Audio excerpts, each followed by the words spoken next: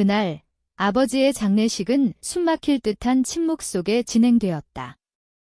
교회 안은 서울의 겨울바람이 스며들어 차가웠고 조문객들의 발소리만이 메아리쳤다. 나, 김지은은 관 옆에 서서 아버지의 얼굴을 내려다보았다. 김민호, 서울에서 유명한 건설 회사 사장으로 반평생을 사업에 바친 남자. 그의 표정은 살아생전처럼 엄숙하고 아무 감정도 드러내지 않았다. 아버지, 왜 항상 나만 외면하셨나요? 속으로 중얼거렸지만 대답은 영원히 없을 터였다. 동생 수민이가 다가와 가짜 눈물을 훔치며 속삭였다. 언니, 너는 아무것도 받을 자격 없어. 모두가 알잖아. 그 말은 칼처럼 가슴을 찔렀다. 주변 친척들의 시선이 쏟아졌지만 나는 아무 반응도 보이지 않았다. 34년 동안 이런 모욕은 일상이 되었으니까. 하지만 곧 아버지의 변호사 이 변호사가 서류를 펼치고 읽기 시작하면서 모든 게 뒤집혔다. 그건 단순한 유언장이 아니었다. 그것은 내 인생을 짓밟아온 가족의 배신과 반성, 그리고 복수의 선언이었다. 나는 김지은, 34살. 서울 근교의 작은 교회에서 아버지의 관을 지키며 서 있었다. 조문객은 50명쯤 되었을까? 대부분 아버지의 사업 파트너들로 진심 어린애도가 아니라 형식적인 인사만 주고받는 이들. 아버지는 서울의 대형 건설사 민호건설을 세워 도시의 반을 지은 사람이었다. 하지만 그 성공 뒤에는 가족의 어두운 그림자가 드리워져 있었다. 어머니가 돌아가신 후 아버지는 나를 문제아로 취급했다. 지은이는 과장된 애야 라는 말이 집안의 불문율이었다. 동생 수민이는 늘 칭찬받았고 나는 무시당했다. 그날 수민이는 검은 드레스 차림으로 우아하게 조문객을 맞이했다. 그녀의 눈물은 가짜였다. 그녀는 늘 공공장소에서 완벽한 연기를 펼쳤다. 나를 지나치며 속삭인 그 말, 넌 아무것도 받을 자격 없어는 단순한 악의가 아니었다. 그것은 26년 동안 쌓인 질투와 배신의 결정체였다. 이모 해숙은 앞줄에 앉아 날카로운 눈으로 나를 지켜보았다. 어머니 사후, 그녀가 우리 집안에 들어와 가족의 수호자 행세를 했지만 그녀의 사랑은 수민이에게만 쏟아졌다. 수민이는 천재야, 지은이처럼 약하지 않아 라는 말로 나를 깎아내렸다. 목사가 영원한 안식에 대해 설교하는 동안 나는 어린 시절을 떠올렸다. 7살 때 두통이 심해 학교에서 쓰러졌다. 아버지는 지은이는 게으름 피우는 거야 라고 했고 수민이가 코감기만 걸려도 병원을 데려갔다. 결국 진단은 심각한 빈혈이었다. 의사가 즉시 치료해야 합니다 라고 했지만 아버지는 과장된 애라서 그래라고 대꾸했다. 어머니가 살아계실 때 그녀는 내 편이었다. 암으로 서서히 쇠약해지며 병실에서 아버지에게 속삭였다. 지은이를 잘 봐줘, 약속해. 하지만 어머니가 떠난 후 모든 게 변했다. 이모가 들어와 수민이를 치켜세우고 나를 무시했다. 고등학교 때 전교 1등을 해도 아버지는 운이 좋았겠지라고 했고 수민이가 시험에서 C를 받으면 개선이 대단해 라고 칭찬했다.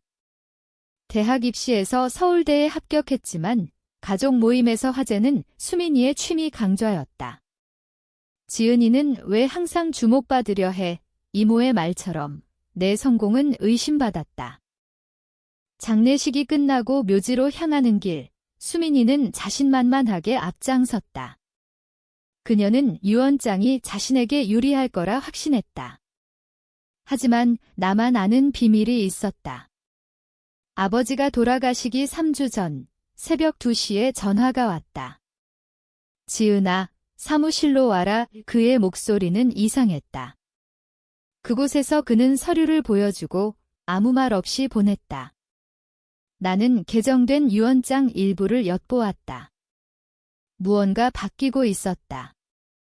무덤에서 흙이관에 떨어지는 소리가 울렸다.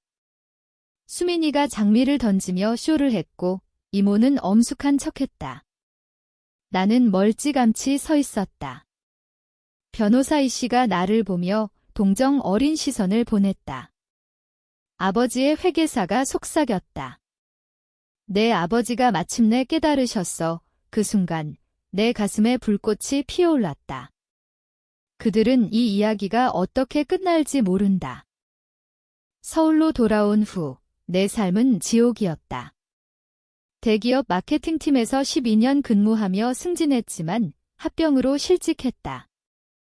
중복 인력 정리라는 말에 내 인생이 무너졌다. 8개월 동안 구직했지만 번번이 실패.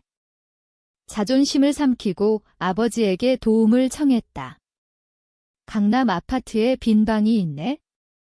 임대료는 시장가로 그의 말은 차가웠다.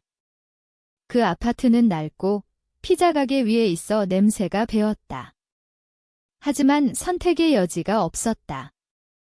수민이는 집에 살며 아버지의 빚어 노릇을 했다. 자격도 없으면서. 가족 모임에서 그녀는 직장 찾기 힘들지? 나이 들어서라고 비아냥거렸다. 이모는 실제 연결망 없는 사람은 어려워라고 덧붙였다. 그 모임은 고문이었다. 아버지는 가족이 전부야 라고 했지만 나를 제외한 가족이었다. 절정은 동쪽 개발 프로젝트 회의였다. 아버지의 유산 프로젝트. 식탁에 도면이 펼쳐졌다. 수민이가 지식척하며 지적했지만 나는 보고 경악했다. 아버지, 이 땅은 안 돼요. 환경 영향 보고서가 조작됐어요. 방이 조용해졌다. 아버지는 내가 뭘 알아? 라고 쏘아붙였다. 수민이는 언니가 또 드라마틱해라고 비웃었다. 나는 환경청이 알면 벌금과 형사처벌이에요 라고 했지만 그들은 듣지 않았다. 화가 나 서류를 사진 찍었다. 그날 밤 나는 결심했다. 복수할까? 아니, 어머니의 목소리가 들렸다. 72시간 동안 조사하고 옛 인맥을 동원했다. 원래 환경보고서를 찾고 환경청 지인에게 연락했다. 신용카드로 독립 컨설턴트를 고용해 수정된 제안을 제출했다. 2주 후 환경청이 감사 발표. 다른 회사들은 패닉에 빠졌지만 우리 회사는 완벽했다. 변호사가 전화로 누가 미리 알았나 봐요 라고 했다.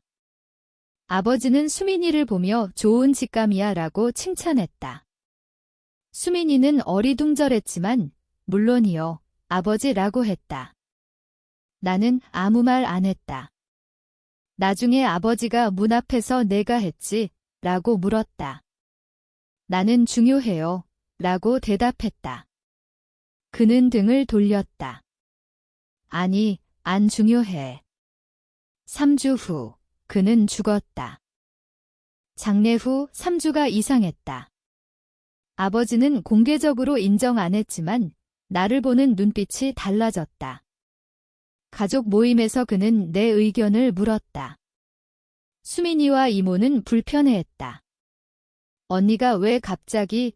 수민이가 투덜거렸다. 하지만 아버지는 조용히 해라고 했다. 처음이었다.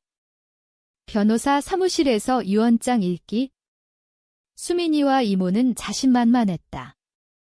대부분 수민이에게 갈 거야 라고 속삭였다. 친척들도 그랬다. 하지만 이 변호사가 읽기 시작했다. 김민호의 유언. 민호건설 전체 지분, 자산 500억 원, 모두 김지은에게 방이 얼어붙었다. 수민이가 뭐라고? 라고 외쳤다. 이모는 노류야, 라고 했다. 변호사는 계속했다. 수민과 해숙은 아무것도 받지 않는다.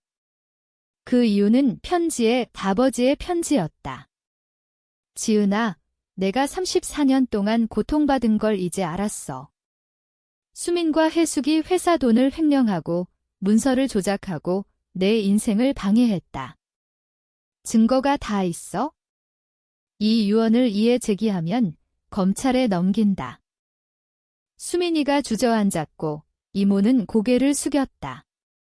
변호사는 지은 씨, 서명하세요 라고 했다. 나는 서명하며 말했다. 이게 끝이 아니에요. 수민이가 전니가 조작했어 라고 소리쳤다. 나는 너희가 스스로 망쳤어 라고 했다. 34년의 분노가 터졌다. 7살 때 두통으로 쓰러졌을 때 너희는 드라마틱이라고 했어. 12살 때 신장 결석으로 피워졌을 때 어머니의 장례 후에도 주에 끌기라고 했어. 대학 합격, 승진, 모든 성공을 의심하고 거짓 소문을 퍼뜨렸어. 이메일로 남자친구를 속이고 고용주에게 정신 이상자라고 했어. 증거를 보여주었다. 스크린샷, 녹음, 은행 기록. 너희가 회사 돈 훔친 증거도 있어. 수민이가 가족이잖아 라고 울었다. 나는 가족은 이렇게 안 해 라고 했다. 수민아, 72시간 안에 집 비워. 해숙 이모, 계약 종료야. 그들의 눈에 공포가 스쳤다. 나는 용서. 그건 있는 게 아니야. 너희 선택의 대가야 라고 했다. 변호사가 작은 봉투를 주었다. 내 아버지가 주라고 열쇠와 쪽지였다. 지은아, 강남의 그 집은 내 어머니의 꿈의 집이야. 미안해. 어머니가 산책하며 꿈꾸던 집. 나는 그 집으로 갔다. 내부는 어머니 취향으로 꾸며져 있었다. 벽난로의 사진, 어머니와 나, 해변에서 웃으며. 눈물이 흘렀다. 그날 저녁, 3통의 전화를 했다. 첫째, 아파트 세입자들에게 3개월 무료와 매입 우선권. 둘째, 옛 회사의 복귀 거절, 친구 추천. 셋째, 집 리모델링 계약. 어머니의 일기대로 주방섬, 독서 코너, 정원 벤치. 밤에 포치에 서서 바람을 느꼈다. 수민이와 이모는 소송할 테지만 증거가 나를 지킬 터. 나는 자유였다. 더 이상 인정받기 위해 싸우지 않아도. 진실이 나를 해방시켰다. 집 안으로 들어가 문을 닫았다. 내일 회사를 어떻게 이끌지 생각할 터. 하지만 오늘은 어머니의 일기를 읽었다. 마지막 페이지, 지은이가 자신을 충분히 여기길 바래. 누구도 설득하지 못하게 나는 잔을 들었다. 이제 알아요, 어머니. 34년 만에 집은 조용히 나를 감쌌다. 복수는 끝났지만 새로운 시작이었다.